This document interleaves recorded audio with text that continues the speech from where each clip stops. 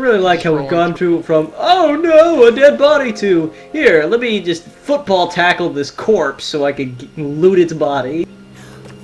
Oh wow, the game froze up there for a minute. To be fair, We got that. that wasn't really a football tackle there. You know. No, that was definitely a holding. That was a foul right there. Let's see if this thing's There's a penalty. Just remember Roth's training. Oh, sweet, it's got a bow. Let me check the pockets. But it won't mean a thing if you can't focus. Zippo lighter. Oh my god, a Tamagotchi! I think he's been here longer than I that. need to find something to eat. It's an ancient. It's an ancient Tamagotchi with clockwork and springs. From Yamatai. They had those. It's a pebble with a cute animal carved into it. A Tamagotchi! Private Kosuke. He was on gate. So this is I liked the collectibles in this game for the most part. You've got I loved them. You got stuff like this. I love the archaeological collectibles. Were wonderful and sold the idea of. I didn't like the go around and find a few shiny things that don't have anything to do with lore. Yeah. Just random crap. Just like find 5 of these things and knock them over. I hated those. But these archaeological ones I loved.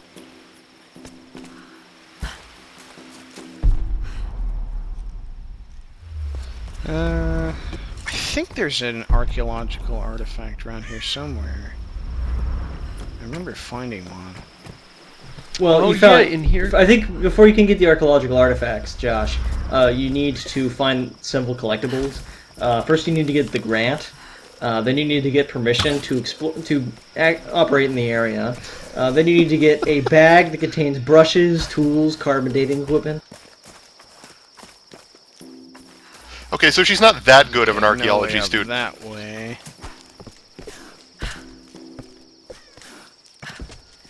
Yeah, less of an archaeology student and more of somebody who wandered into a big sale.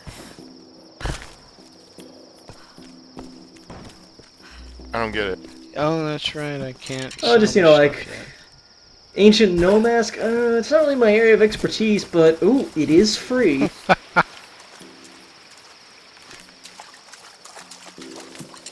Why'd all the animals run away? I don't know. Maybe I it's 'cause really you're like the shooting at them. I really like the survivor vision. Oh my goodness, I can't talk tonight. I love I'm the having survivor the same vision. problem. Sorry. I know what the crap is wrong here.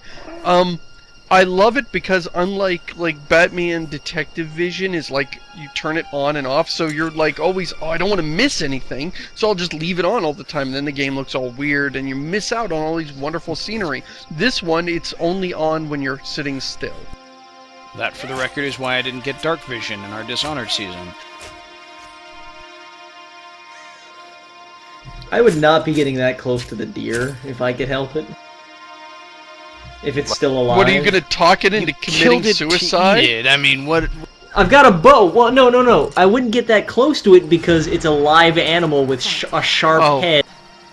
Oh, I see. So you'd like wait for it to give it 20 minutes to bleed out or whatever. Or I could shoot another arrow at the stationary deer. You'll always be able to find your way home. You say that as somebody who is sitting comfortably and hypothetically talking about killing a deer. She actually had to do it and then apologized to it because she felt bad. Well, I would feel bad, but I wouldn't get close to the dying deer. I love that she apologized to the deer, and then the problem is that that's it. That's the only like. I'm not gonna apologize to that deer. That deer looks like an asshole. I'm done apologizing. You guys are bringing this on yourselves now. It's your own fault. Why are we still talking about the dead deer? We already apologized for the dead deer. Wait, come back. I need more. Tired of coming in here every week and seeing forum threads of stop killing deer. You guys got your. He got shot in the butt, tried to run away, found it was a dead end, and... Don't white knight the camping these deer, Chris. Maybe.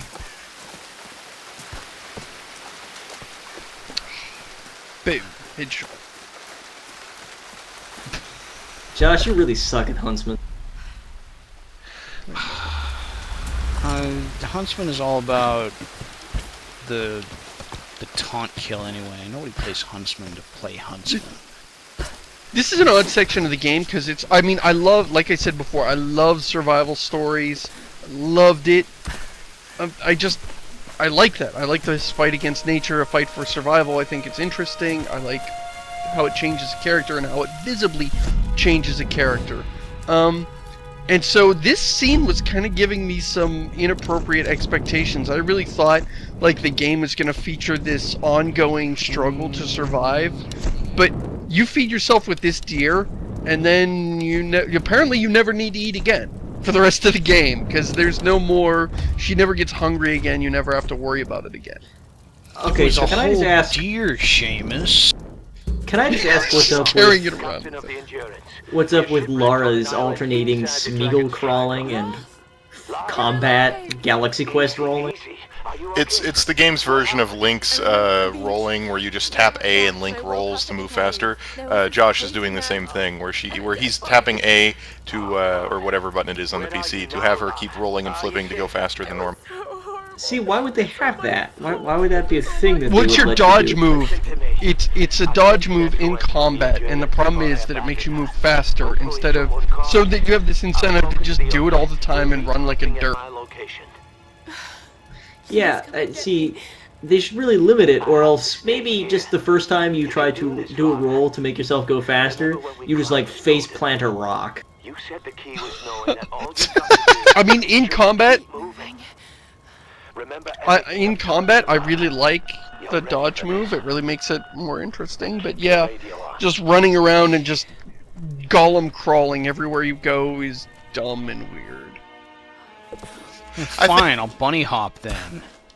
Having just played a little bit of Sleeping Dogs and also Arkham Asylum, it is also interesting that they chose to have a more defensive move instead of sort of a parry. Like, you roll away, you don't, like, stop their attack and knock them down and knock them away, like Batman or the guy from Sleeping Dogs. Although Okay, I so really that's do like... super creepy. Later in the game, you can unlock... This game has leveling up and added abilities, and you can unlock one that after you do the dodge, you can jam an arrow in their knee.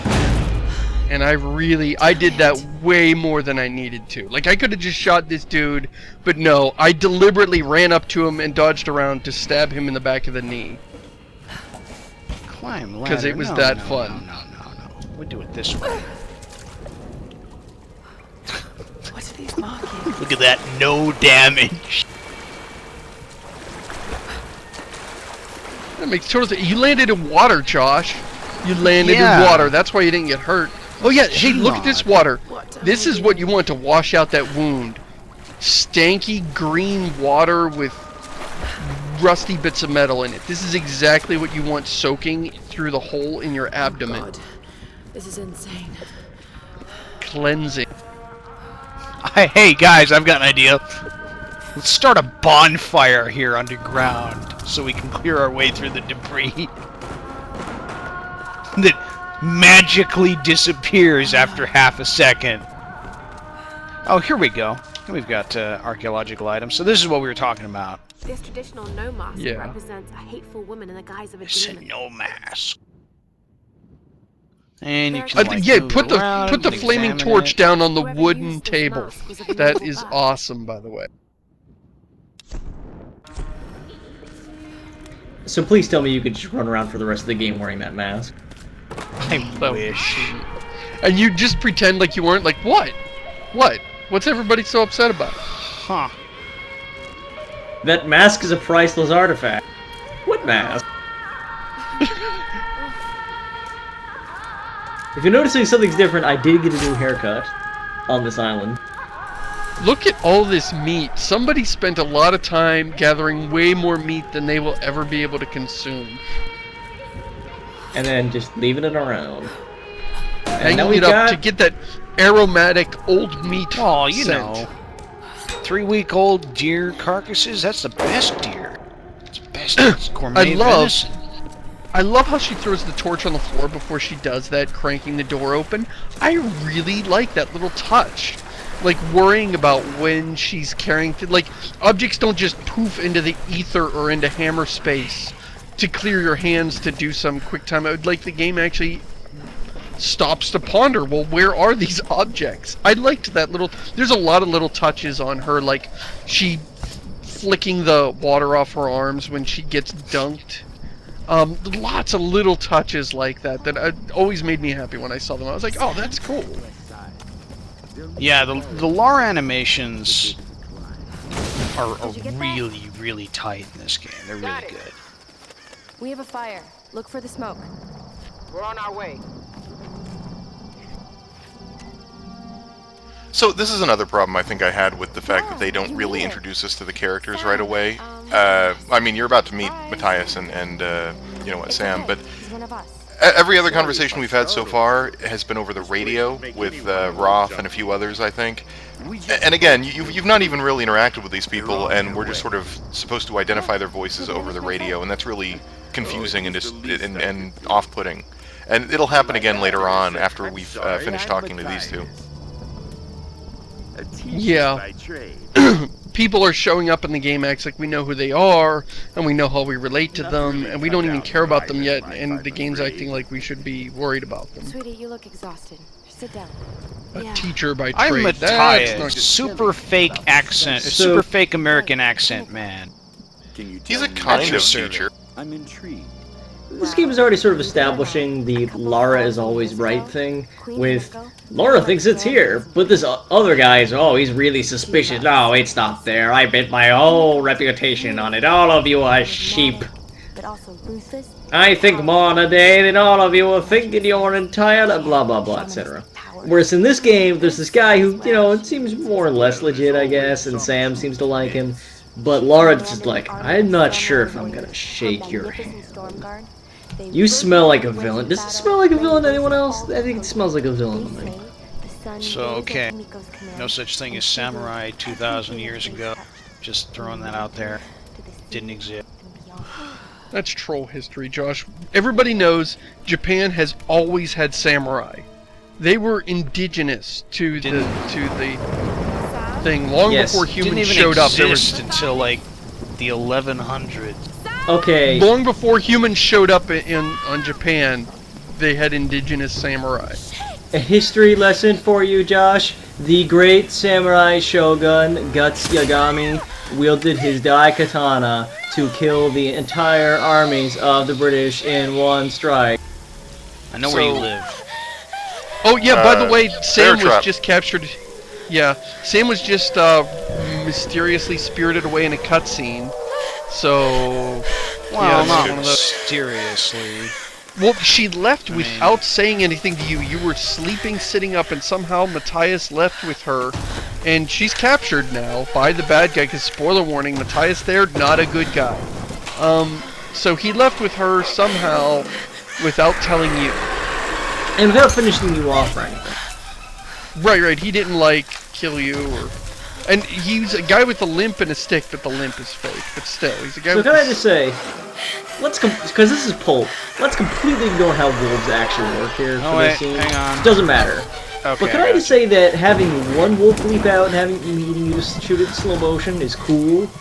Having, like, 3 wolves do it is Flash minigame territory. They're establishing the wolves as a legitimate threat because all the other animals are supposed to be kind of passive. I think the wolves are the only animals you end up actually killing in the game. At least mean bad guy animal. They're the only animals you end up killing right after I mean, like, 3 deer. You know what I mean? Like they're the only bad guy creatures that you have to kill. Yeah. Like, you don't fight bears or whatever, which is another thing I love that they got rid of from the original Tomb Raider games. Is that was one of the things that always put me off. Oh, I'm gonna kill a tiger? You want me to shoot a tiger with an Uzi? Forget it! I mean, it's dead, and I'm gonna come in here and shoot up a bunch of animals like a jackass? I hated that about the game. Wait. What about Raw? But the wolves work, I think. One of us go with Laura. I think they frame them as evil enough that you don't feel bad about killing them. They're also numerous enough that they're not like endangered. It's not like you're killing leopards or cheetahs or Komodo dragons like in Far Cry. It's just like a wolf. You kill it, he's mean, he's gonna eat you anyway. Right. Don't worry, Liam Neeson, I'll kill all the wolves. I just kind of want one of the characters sobbing to walk up and to start slapping the escape button on that guy's shirt.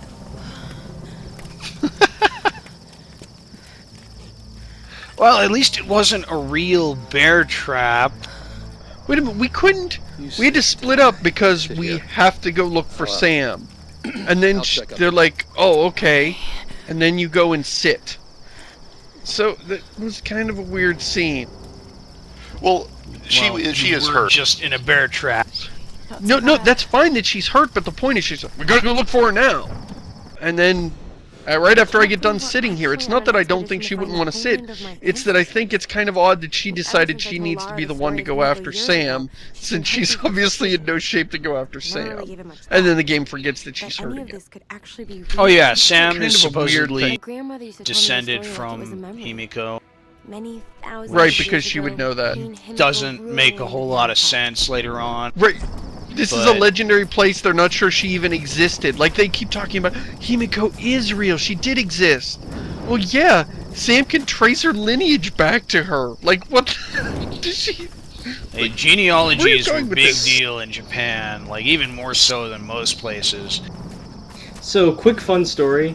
I was always told that my last name was a mystery, and that my middle name was passed on from the male family line for hundreds of years. So I checked on the internet. It took me about 20 minutes, and my middle name is about 3 generations old, and there's actually a very complete history of the DeCamp family, which has in the introduction, this was hard to write because it seems like the DeCamps don't actually care about their lineage. And I was like, yeah, yep. Laura's having a crisis of confidence. So I think Seamus put it best when the last time we did this recording, when he said that like having Sam being able to trace her lineage back to Himiko is sort of like Seamus being able to trace his lineage back to King Arthur, like a vaguely mythical figure. It doesn't make any sense to be able to claim that you know that that is your bloodline. Right. It's just weird. Oh, these QuickTime events. I hate these things. And on the PC, it gives you a red... Do a like, good job on the of console. making you hate wolves. Yeah. On the console, you get a prompt that's color-coded to the key you're supposed to push. On the PC, it's always red, and it shows a hand icon, or I forget what the other one is, for E or F. So you're like, wait, which E or F? I don't... Point. Yeah, a hand or an exclamation point for E or F. I hope you remember which is which, otherrise you get to watch this cutscene again and again. Yeah, it gets really bad in one particular QuickTime event that we're coming up on in not too long, but yeah, you know what I'm talking about. Yeah, I do.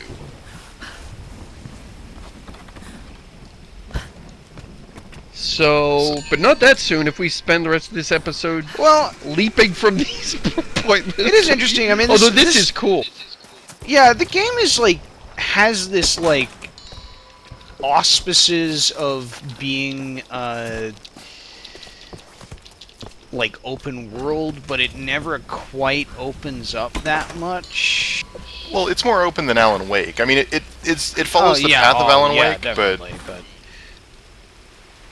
Oh, crap. Like, Alan Wake also was a... I guess I'm fine. Was a linear action shootery kind of thing. But this game lets you revisit places. It has new pathways open up as you get more tools. Kind of like a Metroidvania, but never quite that in-depth. There are new pathways and new things you can unlock as you come back and revisit areas, though.